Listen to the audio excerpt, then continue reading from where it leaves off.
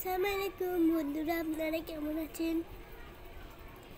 আমার আম্মু জামরুল এনেছে বাসায়, লাল লাল টকটকে, খেতে অনেক সুন্দর। এগুলো অনেক লাল লাল মিষ্টি মিষ্টি।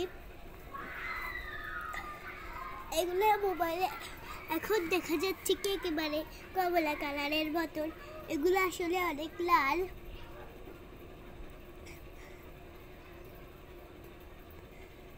আপনারা কারা কারা খাবেন বলে দিন।